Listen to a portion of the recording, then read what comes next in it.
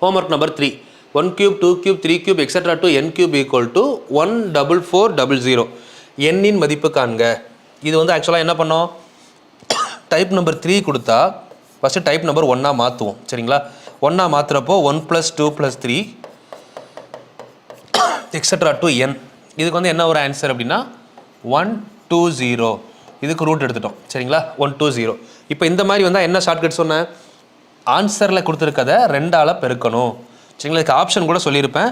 Option 10, 12, 15, 20 இதுதான் ஆப்ஷனாக இருக்கும் உங்களுக்கு கொடுத்த கொஸ்டினில். சரிங்களா? இப்படி வந்தால் உங்களுக்கு இந்த கொஸ்டின் எப்படி ஈஸியாக பண்ணணும்னு சொன்னேன். 2ஆல் பெருக்குங்க.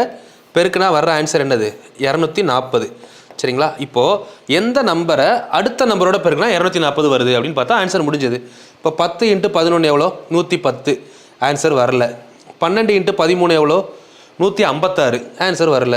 15 × 16 எவ்வளோ, 10 டைம் 15னா 10 டைம் 16 160. அது ஒரு 80. 240 வருதா? ஸோ நம்மளோட answer 15. Answer C 15 correct answer. இதை தான் உங்களுக்கு நான் போன கிளாஸில் போன வீடியோவில் தெளிவாக சொன்னேன்.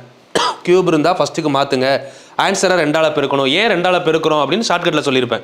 இது ஷார்ட்கட்டு, பட் அதில் எக்ஸ்ப்ளனேஷனில் சொல்லியிருப்பேன். n × n+1 போடுறப்ப என்ன ஆகும், /2. அந்த 2 மேலே வரும்போது 2ஆல் பெருக்குவோம். அதை கொஞ்சம் பார்த்துக்கோங்க. சரிங்களா?